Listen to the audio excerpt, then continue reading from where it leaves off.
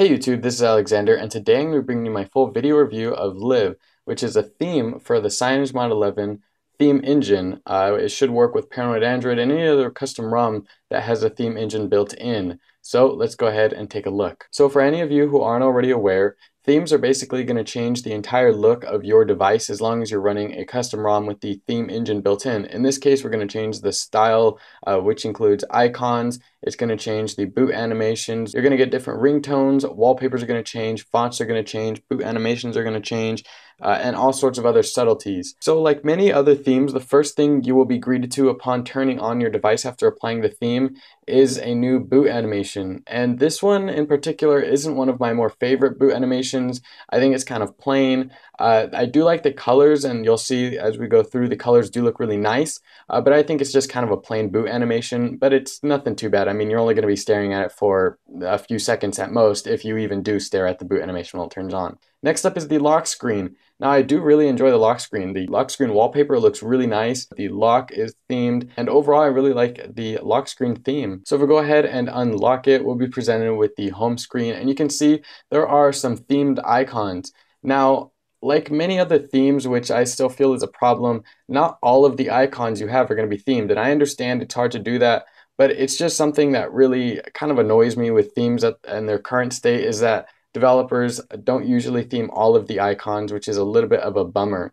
If we jump into the dialer, we can see the new interface, and I'm not going to go ahead and type anything here, of course. Numbers are going to start popping up, but I do really like the pink and the orange accents here with the gray background of the dialer. Everything just looks really, really nice, and that white also kind of complements everything. And if you guys didn't notice, the little strip up top is actually a gradient from pink to orange, and it looks really nice, and you'll notice that there's a lot of pink and orange in this theme, which looks absolutely beautiful.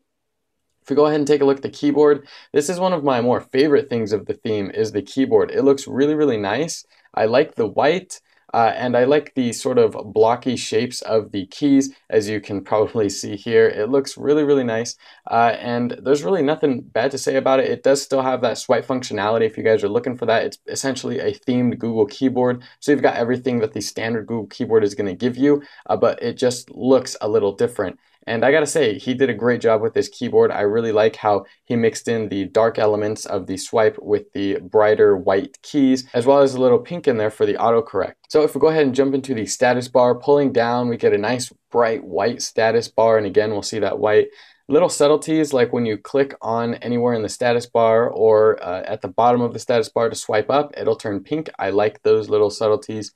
Here are the quick settings panel. Everything in here looks really, really nice. I gotta say, the developer did a great job with this theme and theming pretty much everything here. It looks really, really nice.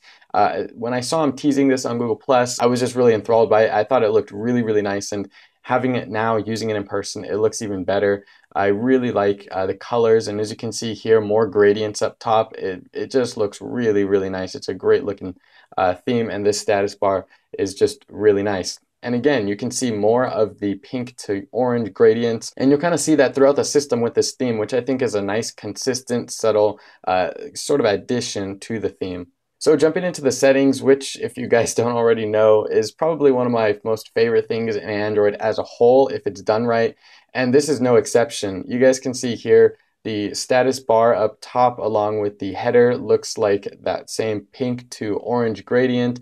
It looks really, really nice. You can see the white background, although not every part of it is themed. You can see here it still defaults back to the kind of gray, and I'm not sure if he intentionally did that or if it was an oversight, but it's kind of weird that some of the settings areas aren't themed fully.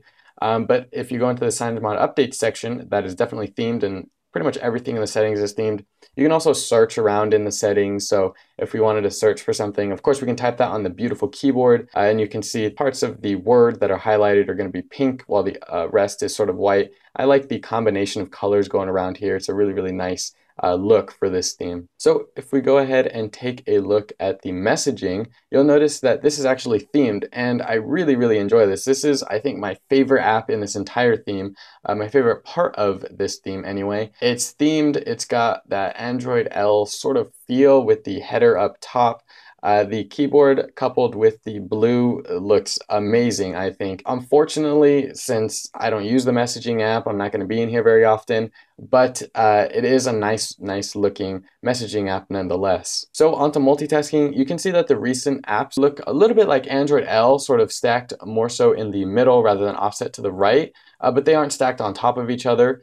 But it looks nice nonetheless. I really like that. And the power menu is themed, of course, so when you power it off or you hit reboot or take a screenshot, airplane mode, anything like that, it's going to be themed. And so are the sliders throughout the system, and they look pretty nice. I haven't noticed any bugs or anything going on here, and really the entire theme as a whole has been pretty bug-free. I mean, the developer does list a couple things that may go wrong or issues with the theme in the Play Store description if you scroll down, which is really nice. But other than those things, I haven't really noticed things that have kept me from using this on a constant basis, which is nice. And the little checkboxes, as you guys can see here, are themed system-wide, so even in apps that aren't Google apps are going to be themed, and it looks really nice. So that was the Live CyanogenMod 11 and Paranoid Android theme. It should be compatible with every custom ROM that has the theme engine built in.